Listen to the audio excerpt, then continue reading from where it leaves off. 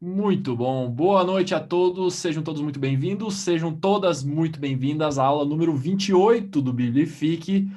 Para quem não me conhece, para quem está aqui, caiu de paraquedas, se esqueceu, aconteceu alguma coisa, bateu a cabeça, acordou hoje com amnésia. Meu nome é Alexandre Klassen, estou aqui do lado com o Norberto Klassen. E o tema da aula de hoje é Introdução aos Batismos. Nós vamos fazer uma introdução aos batismos e nas próximas semanas vamos falar sobre 5 batismos, aliás, 4 batismos. Nós, como Biblifique, consideramos 5, mas a gente vai falar sobre 4, porque um deles ele tem uma outra vertente aqui, e aí é mais para a área daquilo que na teologia a gente chama de eclesiologia, que é o estudo da igreja, tá? Então a gente vai falar sobre batismo de arrependimento, batismo nas águas, batismo no fogo e batismo no Espírito Santo. A gente vai deixar de fora aquilo que nós chamamos de batismo no corpo para algum outro momento, certo? Então hoje a gente quer fazer uma introdução, a gente quer se inserir nisso. A gente normalmente faz as aulas sem que elas necessariamente sejam sequenciais, né? A pessoa, se ela chegar na aula aqui e ela assistir a aula, beleza, ela vai entender tudo o que acontece, mas talvez nessas próximas, pelo menos essa de hoje vai precisar ser assistida para entender as próximas. Ou talvez não também, vamos ver como é que vai caminhar essa aula. Norberto, a aula hoje é com você, Deus abençoe, e é isso Yes. aí, bora, vamos que vamos.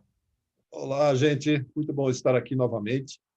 Conforme o Alexandre está falando, nós temos queremos fazer ou introduzir hoje o assunto ensino sobre batismos, e a razão disso nós encontramos na carta aos Hebreus, se você quiser acompanhar, Hebreus capítulo 5, eu quero ler a partir do versículo 11, Hebreus 5, 11, e diz assim: a esse respeito, temos muitas coisas que dizer e difíceis de explicar, porquanto vos tendes tornado tardios em ouvir, ou, conforme a NVI diz, lentos para aprender, pois com efeito, quando devia ser mestres, atendendo ao tempo decorrido, tendes novamente necessidade que alguém vos ensine de novo quais são os princípios elementares dos oráculos de Deus. Assim vos tornastes como necessitados de leite e não de alimento sólido. Ora, todo aquele que se alimenta de leite é inexperiente na palavra da justiça, porque é criança.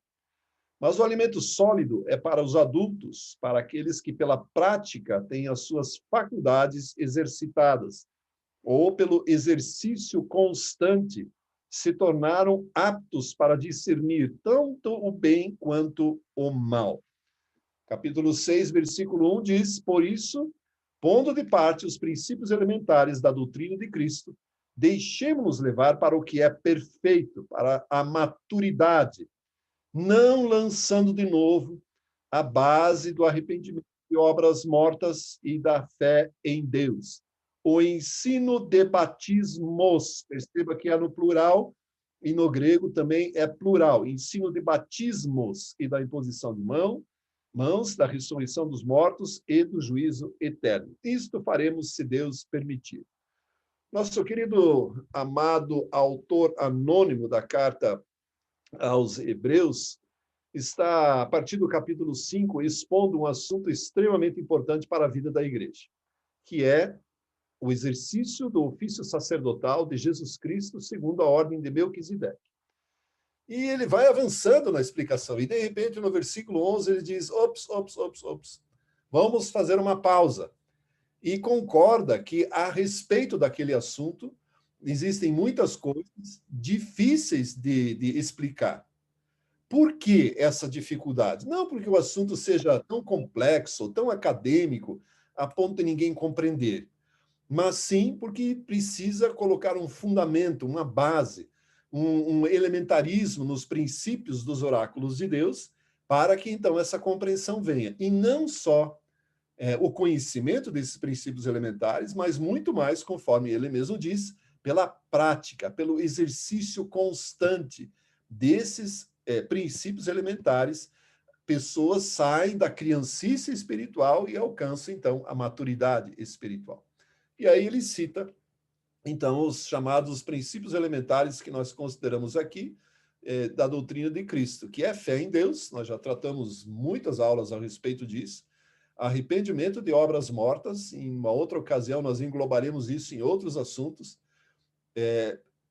Ensino sobre batismos, que é o que nós estamos fazendo aqui, e os 3 restantes, imposição de mãos, ressurreição dos mortos e juízo eterno.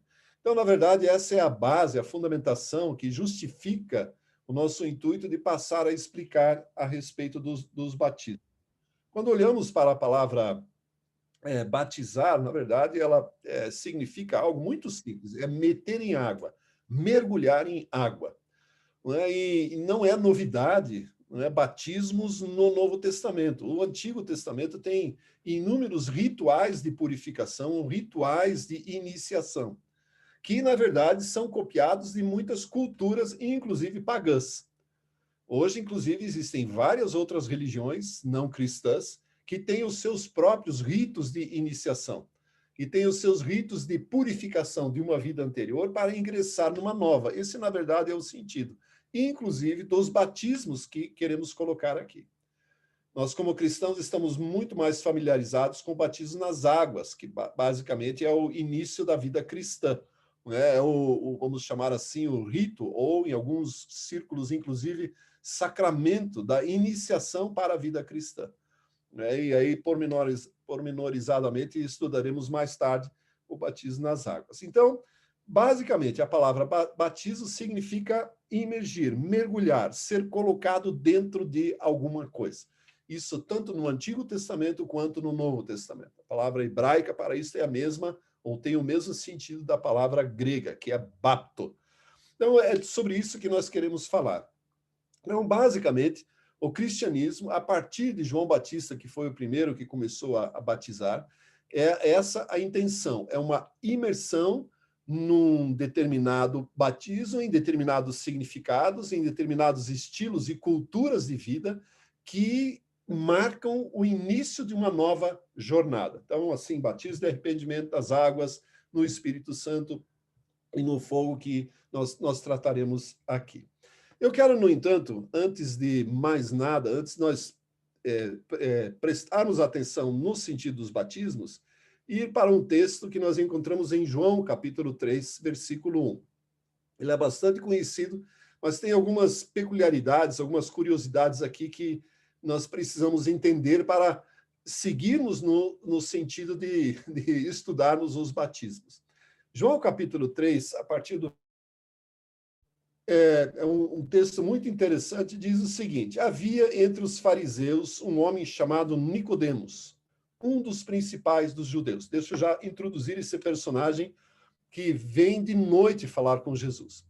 Fariseu significa que ele tem uma formação, vamos chamar aqui, acadêmica da lei, em escola de rabinos. Os fariseus, para se tornarem tais, ou para fazerem parte dos partidos religiosos, que eram basicamente os fariseus, os Hassidim e os saduceus, os Sedec, eles faziam as suas escolas, ou seja, eles entravam nas escolas.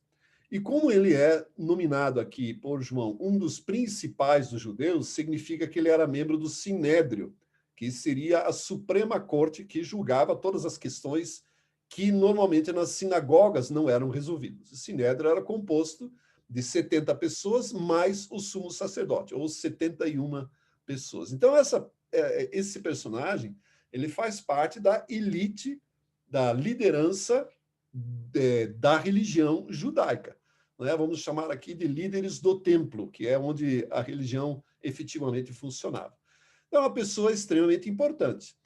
Nós vamos encontrá-lo mais tarde, junto com José de Arimateia, para resgatar o corpo de Jesus Cristo da cruz e enterrá-lo. Talvez o terreno fosse ou dele ou do próprio José de Arimateia, onde Jesus, então, foi enterrado. Fato é que ele se tornou discípulo. Né? Então, vamos tirar toda a desconfiança, porque normalmente nós achamos, o cara é fariseu, o que ele está fazendo aqui? Não é? Qual que é a dele? Ora, o versículo 2 diz o seguinte: este de noite foi ter com Jesus, ele disse, Rabi. Esse é outro ponto de referência muito importante aqui, o respeito que este homem, membro do Sinédrio, tinha pela pessoa de Jesus.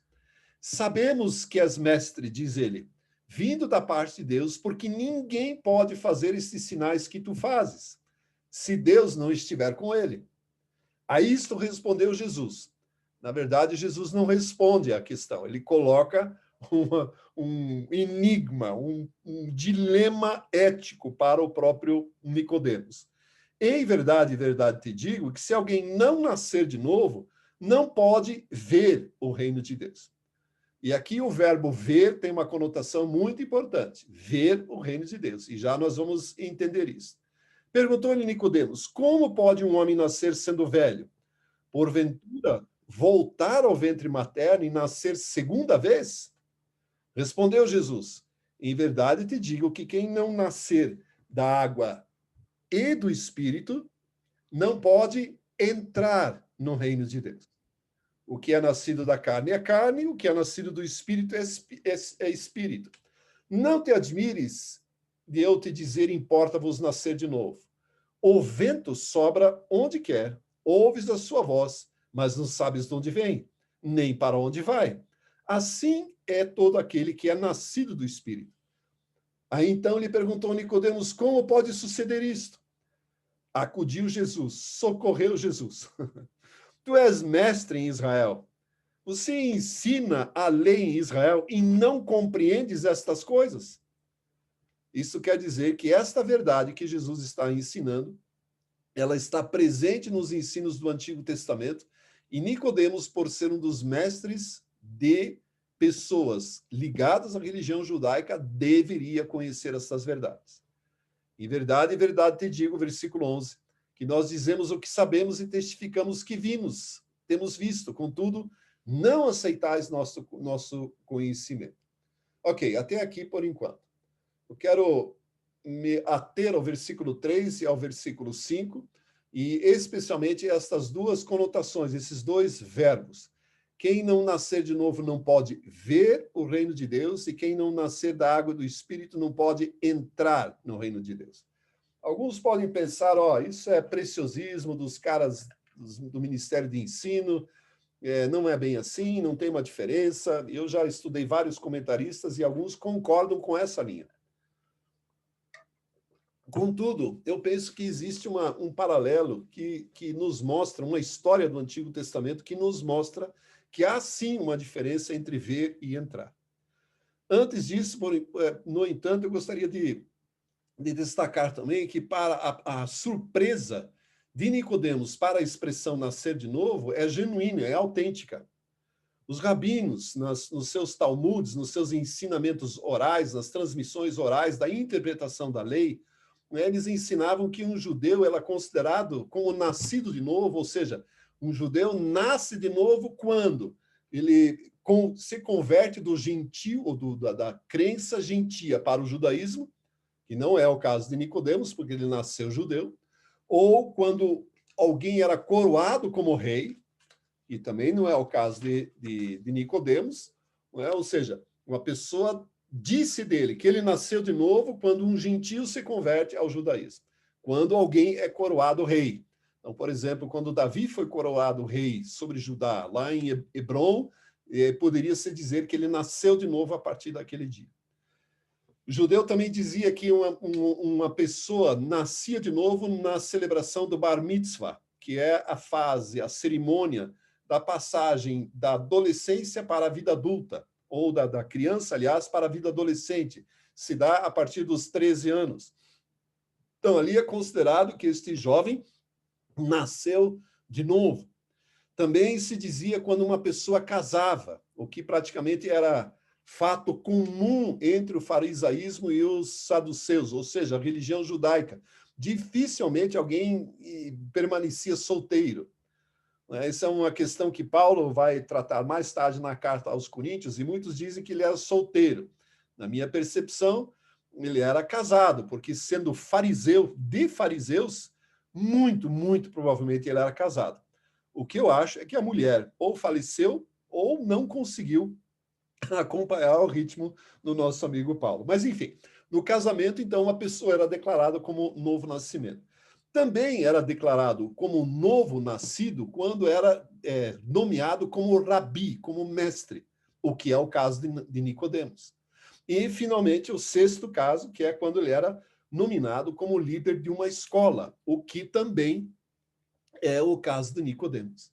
Então, Nicodemos, na verdade, ele já tinha passado por um novo nascimento segundo a cultura judaica 4 vezes. Na verdade, já tinha esgotado todas as possibilidades de nascer de novo segundo a cultura na qual ele estava inserido. Como ele poderia entender que Jesus estava propondo ainda uma outra possibilidade dele nascer de novo? Por isso a pergunta meio zombateira assim, ei, então, como que pode nascer sendo velho? Ele vai ter de voltar ao ventre materno segunda vez? E Jesus não responde diretamente essa pergunta.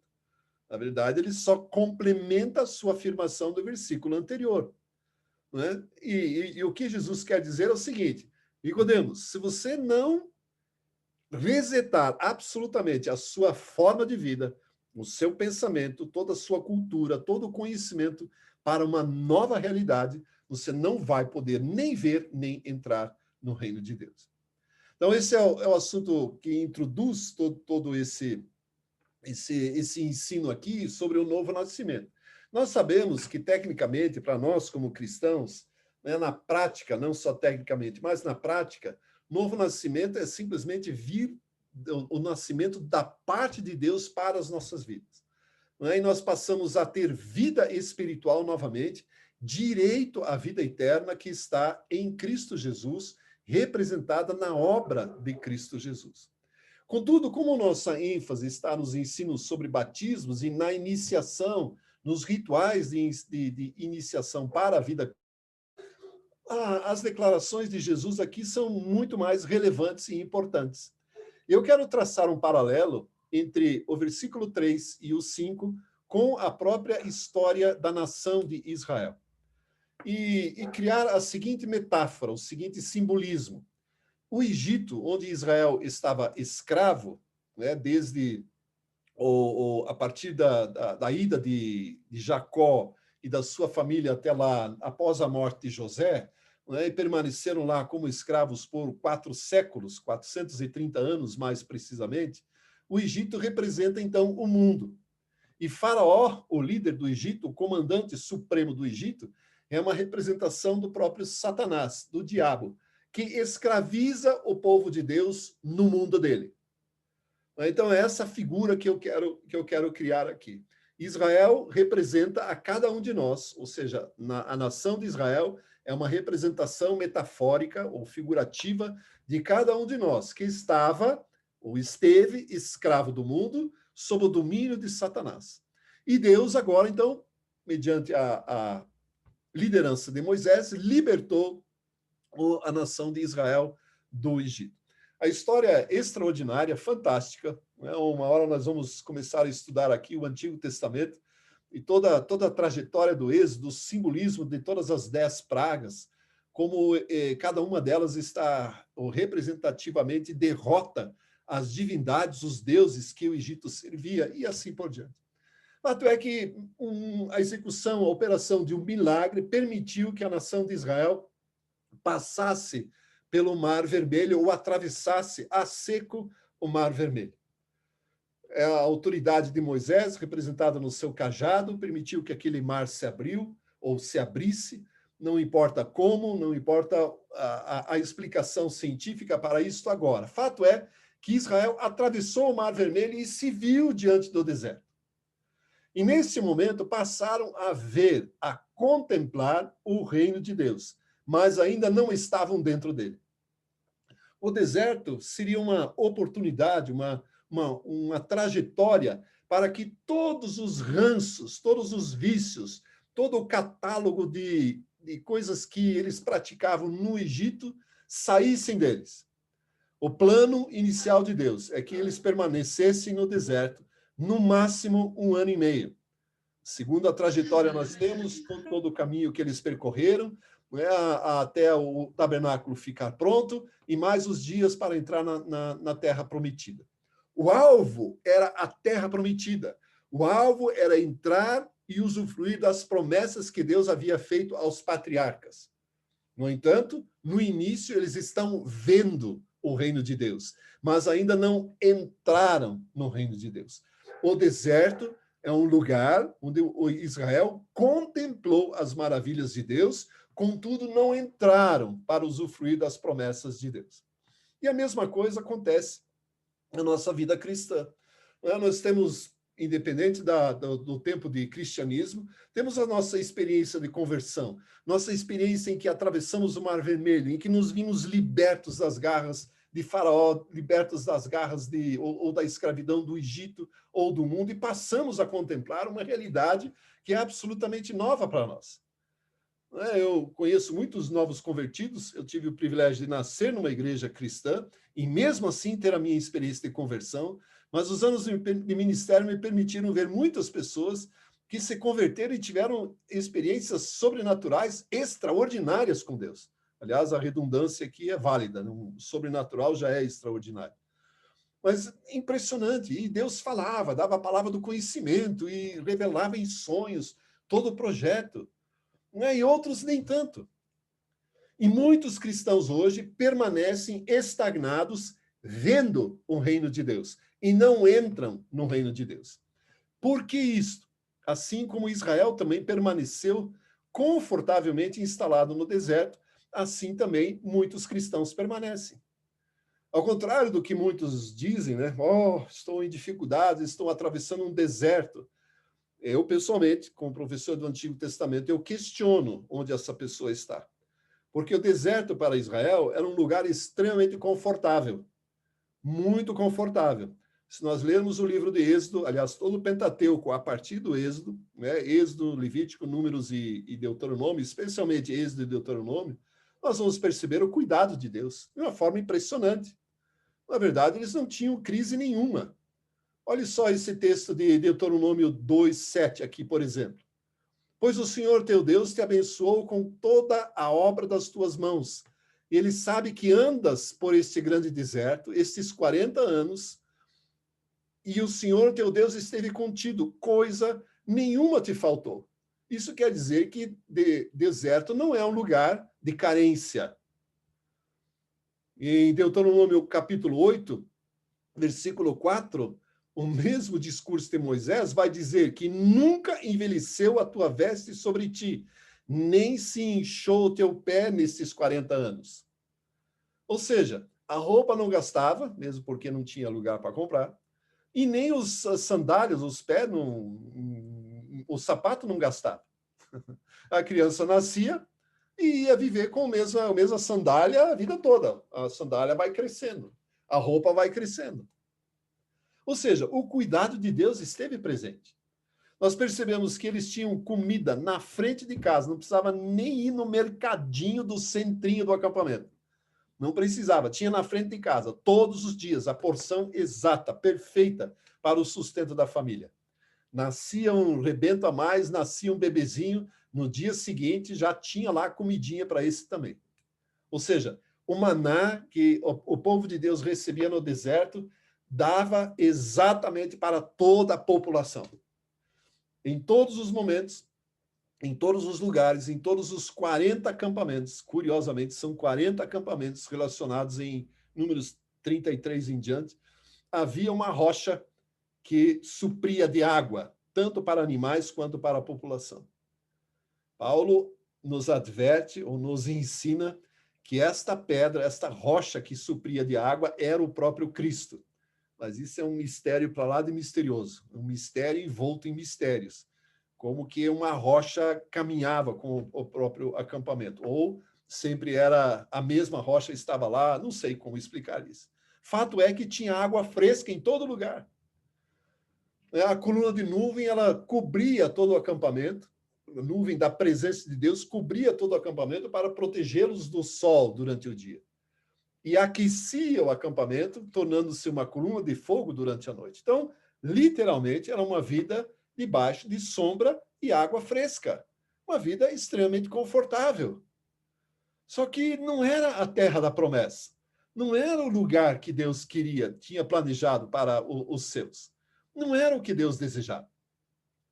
O deserto pode ser um lugar extremamente confortável para muitos cristãos. Inclusive, o deserto não é um lugar onde Deus não fala. A palavra hebraica para deserto é midbar, que tem origem num verbo dabar, que significa falar. Quando em Gênesis está escrito disse Deus, em hebraico é dabar Elohim. Esta palavra dabar origina o substantivo midbar, que é deserto. Ou seja, o deserto é um lugar onde Deus fala. É um lugar onde Deus manifesta a sua vontade. Tanto que o tabernáculo era o centro do acampamento sempre, e ali Deus manifestava a sua glória. O que eu quero dizer com isso? Que Jesus está ensinando a Nicodemos é o seguinte: Nicodemos, você precisa nascer de novo, você precisa resetar todo o seu conhecimento, tudo aquilo que você sabe, e nascer de novo para pelo menos você perceber o que Deus está fazendo. Se você, de fato, não sair definitivamente do Egito, se você não atravessar o Mar Vermelho aqui e não adquirir uma nova mentalidade para viver uma nova natureza, com novos objetivos, novos desejos, novo, não vai ver o reino de Deus, muito menos entrar nele. E, de certa maneira, eu vejo muitos cristãos permanecendo muito confortavelmente justamente no deserto. Quando se deseja desafiar essas pessoas para novos projetos, para se envolver na obra de Deus, para se envolverem no serviço da obra de Deus, de alguma forma, ajudar de alguma forma, se voluntariar de alguma forma, muitos se excusam e dizem, não, Deus me chamou para sentar no banco. Quando a igreja tinha bancos. Hoje, praticamente, todas elas têm cadeiras. Então, as pessoas dizem assim, não, eu sinto de Deus que eu devo permanecer no banco. Não deve. Porque se não se mexer, se não adquirir, se não deixar para trás a antiga mentalidade e não olhar para frente, para os novos desafios, né, para aquilo que Deus está fazendo, para essa iniciação, para esse novo início, essa nova vida, esse novo nascimento, não poderá sequer vislumbrar o reino de Deus. E Nicodemos, de certa forma, ele vivia envolto num judaísmo, que tinha a sua lei, que até então era a manifestação plena da vontade de Deus. Mas Jesus agora estava trazendo uma nova roupagem, uma nova configuração, estava deixando de lado o rito do cumprimento da lei para transformá-lo num estilo de vida, numa cultura de vida baseado no amor a Deus. Amor era praticamente a palavra-chave para tudo isso.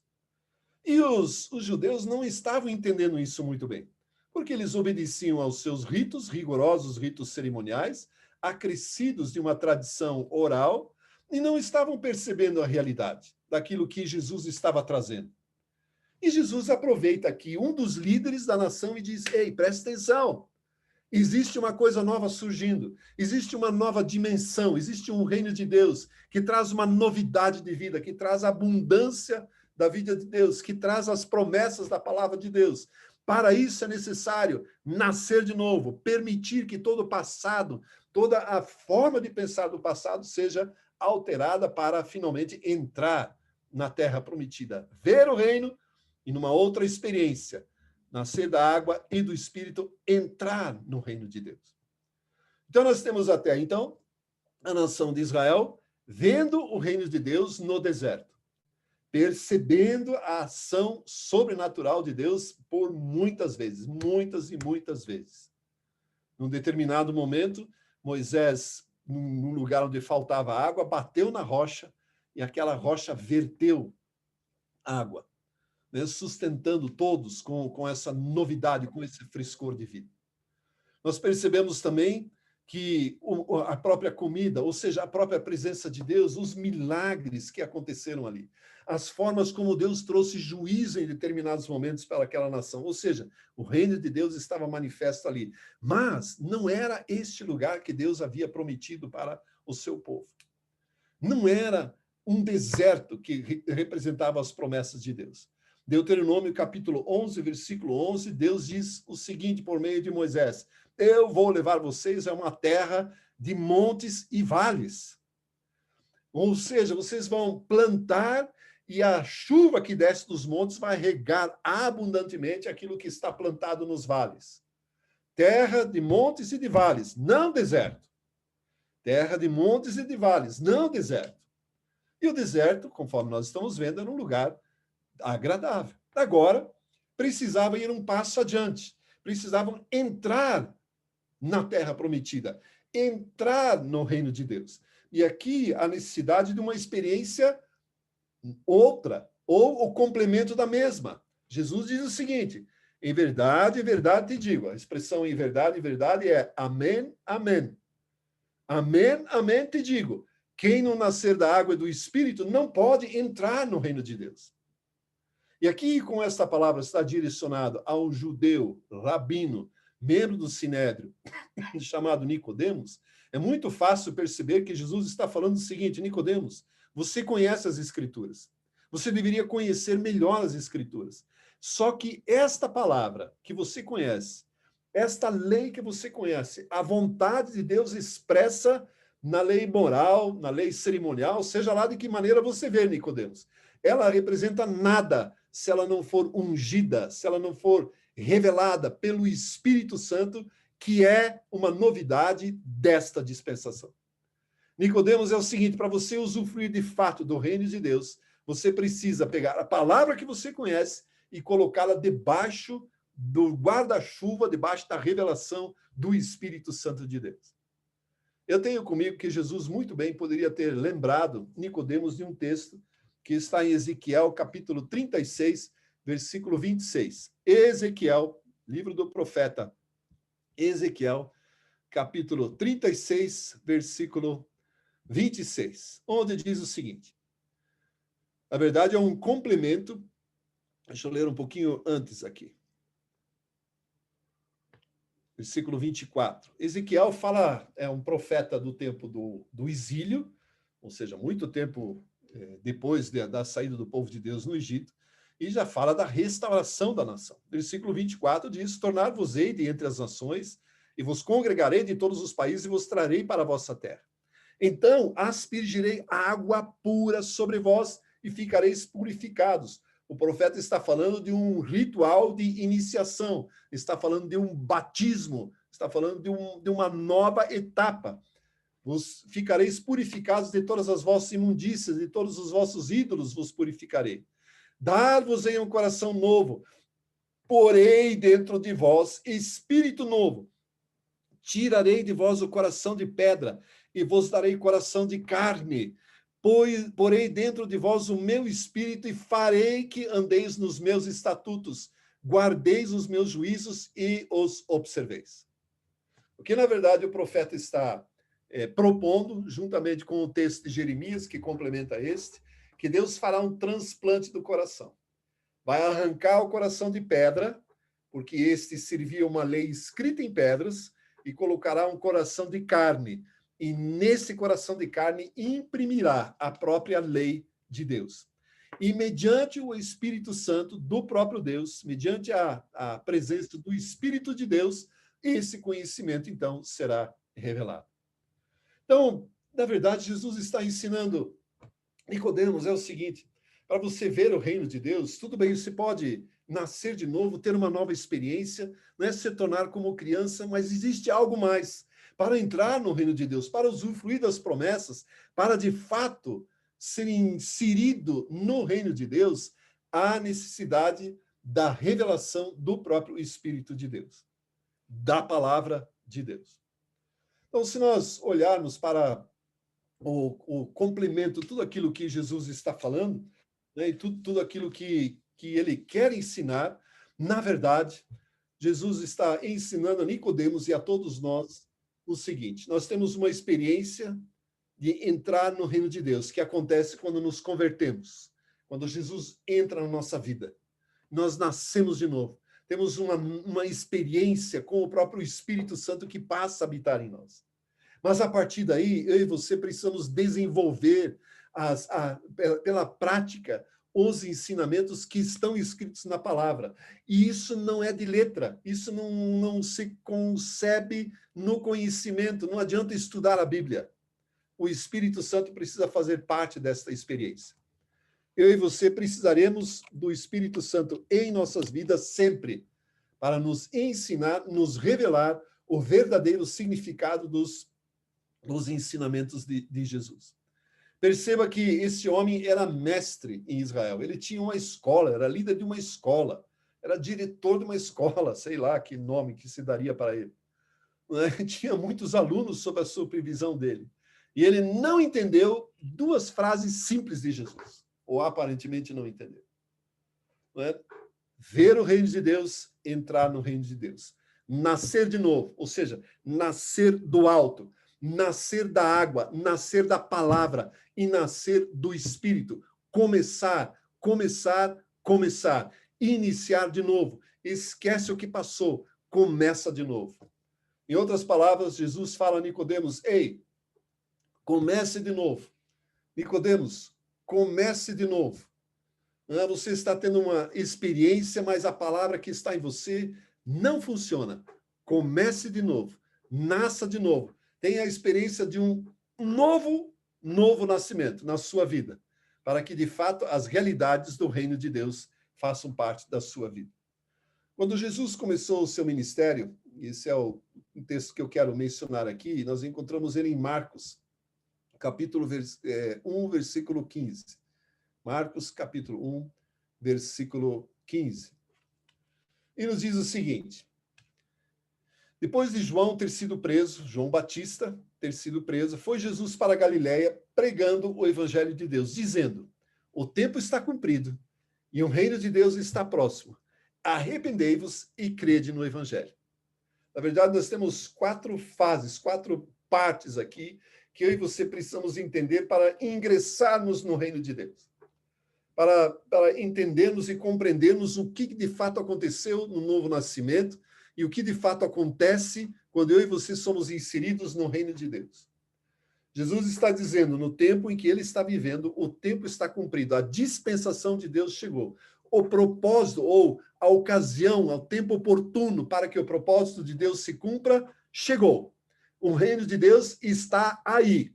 Ele não é mais uma promessa para o futuro, não é mais uma profecia, não é uma visão escatológica. O reino de Deus está aqui, está próximo. Para isso, arrependei-vos. Mude a sua forma de pensar. Né? O arrependimento aqui, ele está falando para judeus, e a linguagem dele é judaica, está dizendo o seguinte: mude a sua forma de pensar. Não pense mais como antigamente. Mude a sua forma de pensar e creia nas boas novas. Algo que provavelmente Nicodemos não conseguiu entender. Porque está tão enraizado, tão preso aos seus sofismas, tão preso aos seus paradigmas, aos seus pensamentos, aos seus conceitos e preconceitos sobre as realidades da vida, que não percebe que Jesus está propondo, na verdade, uma nova vida. E que para isso, para usufruir disso, precisa nascer de novo. Como que voltasse para o ventre materno, na figura que ele coloca para João. Como se virasse criança de novo. Né? E começasse a aprender tudo de novo. Na verdade, Jesus está propondo a Nicodemos que ele se torne novamente uma criança, que volte a aprender absolutamente tudo. Esqueça todo o seu conhecimento, toda a sua carreira, todos os seus novos nascimentos e comece absolutamente de novo. E parece-nos que Nicodemos andou por esse caminho. Parece-nos que Nicodemos usufruiu disso, porque ele se tornou discípulo de Jesus, seguidor de Jesus, ainda que às escondidas. Lá em João 20 nós o encontramos, como eu disse, com José de Arimateia.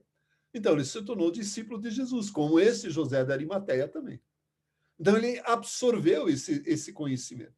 E da mesma forma, eu e você também. Eu conheci, aliás, muitas pessoas hábeis na palavra de Deus, conhecedoras profundas da palavra de Deus, mas estudaram o livro chamado Bíblia. Não estudaram a Bíblia sob a ótica, sob a visão, sob a unção, sobre a revelação do Espírito Santo de Deus. E aí ela muda. Né? Historicamente, a Bíblia é um livro muito interessante, enigmático, tem uma porção de conselhos éticos, uma porção de princípios que qualquer pessoa pode seguir se de fato crer naquilo. Mas sem a revelação do Espírito Santo, sem nascer da água e do Espírito Santo não se torna completamente incompreensível. Então, esse é o ponto de partida, na verdade, para os batismos que nós queremos ensinar e conversar aqui. Ou seja, o rito de iniciação, vamos chamar assim, o processo de iniciação, começa com o novo nascimento. Começa com a figura de nascer de novo da parte de Deus. Não considerar o seu passado e começar tudo de novo. Nascer da palavra, não é? Porque foi pela palavra que a humanidade caiu. Ela foi traída pela má compreensão da palavra. Então Deus permitiu que ela fosse regenerada pela mesma palavra, mas sobre a revelação do Espírito. Por isso Jesus ensina a Nicodemos nascer da água e do Espírito para entrar no reino de Deus. Algo muito interessante aqui, que isso não tem nada a ver com batismo no Espírito Santo. Aliás, batismo com, no ou do Espírito Santo. Nós ainda não definimos o quê. Ainda não sabemos qual vai ser. Né? Mas não é o batismo. É simplesmente a presença do Espírito Santo para nos revelar, nos dar o entendimento da própria palavra de Deus para que possamos entrar no reino de Deus. É esse Espírito que vai nos ensinar a dinâmica da fé, a dimensão da fé, vai nos mostrar que as promessas de fato são válidas para os dias de hoje, que eu e você podemos de fato viver abundantemente o reino de Deus para os nossos dias, a despeito de tudo aquilo que fomos e cremos no passado, desde que tenhamos essa experiência de novo nascimento. Então, essa é a introdução que nós queremos deixar aqui. Minha pergunta é se existe alguma pergunta, alguma dúvida até aqui. Senão, eu vou dar uns spoilers para introduzir o nosso próximo assunto. Tudo bem até aqui, gente? Sério? Então tá. Primeiro batismo que nós estudaremos, e eu não vou terminar o assunto hoje, mas simplesmente falar a respeito dele, é o de João Batista, ou o batismo de arrependimento. E João Batista, eu quero, na verdade, falar primeiramente sobre o personagem. Nós sabemos e temos algumas informações a respeito dele, e que ele era um filho de sacerdote, ou seja, era da linhagem sacerdotal do Templo de Jerusalém.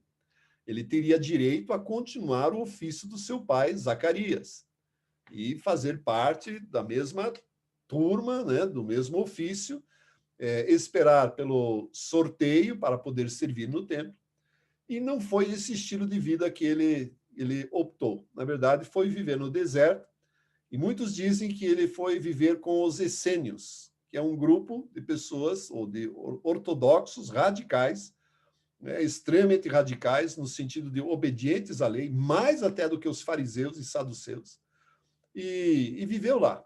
Né, usava umas roupas esquisitas, ao invés da túnica, da estola sacerdotal a que teria direito, né, optou por usar uma veste de camelo, né, comia mel e gafanhoto, pegava a perninha do gafanhoto para palitar o dente, assim, sei lá, um estilo de vida muito diferenciado.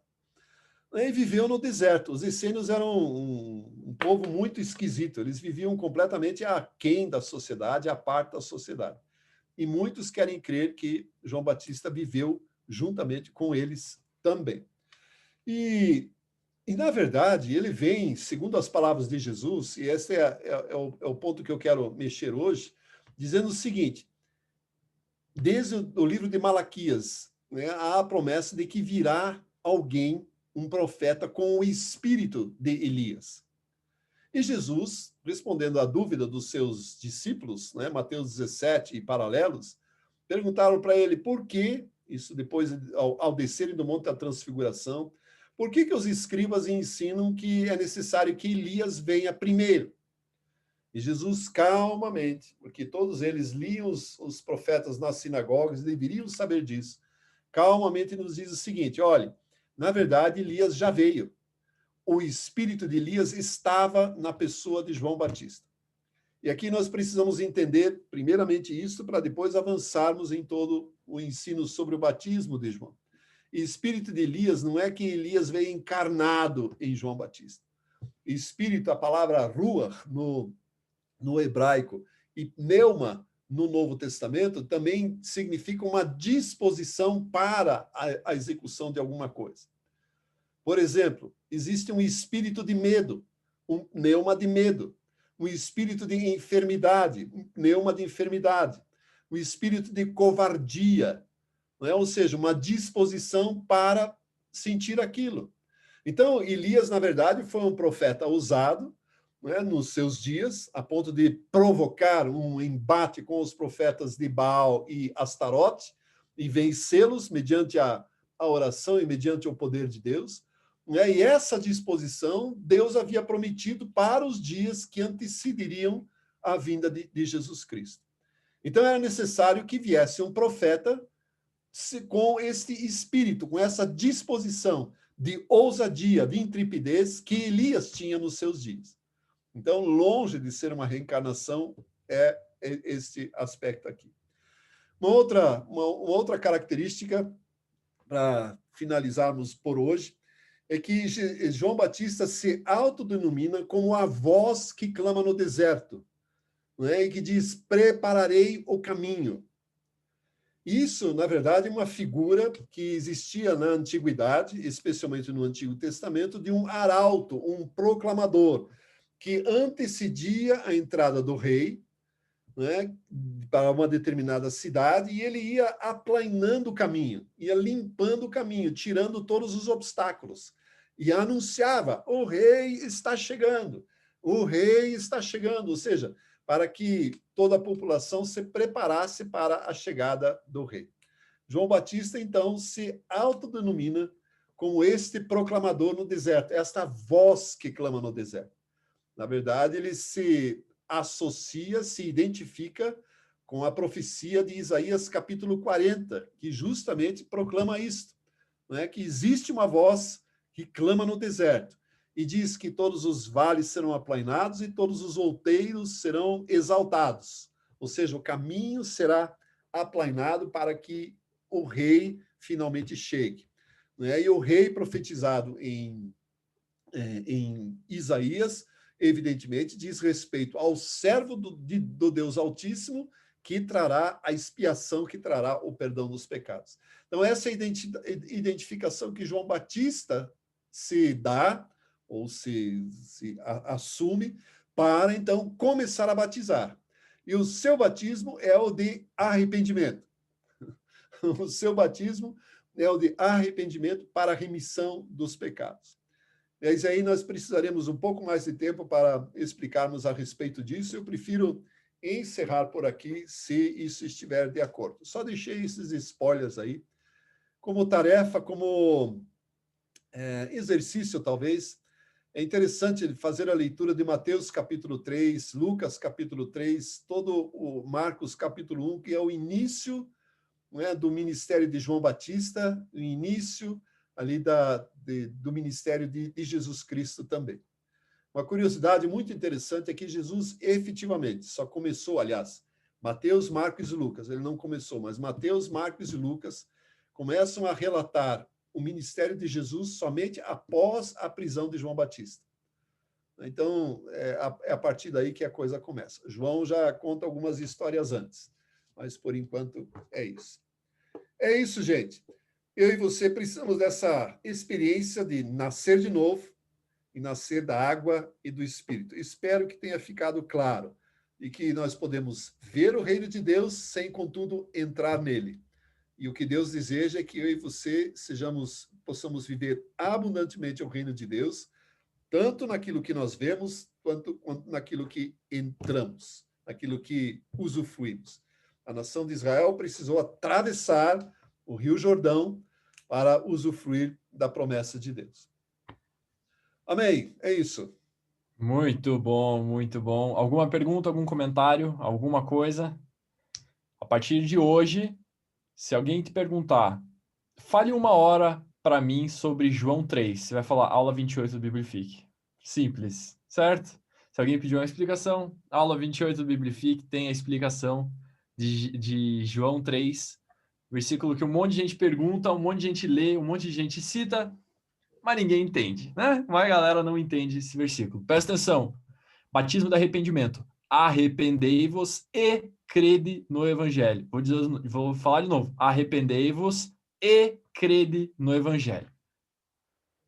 Uma semana para você refletir sobre esse assunto, porque só essa frasezinha aqui já tem bastante coisa para refletir no momento atual da pregação do evangelho, especialmente no nosso país, mas mundialmente aí uma reflexão para a gente fazer aquilo que a gente está pregando o evangelho e como nós estamos pregando o evangelho.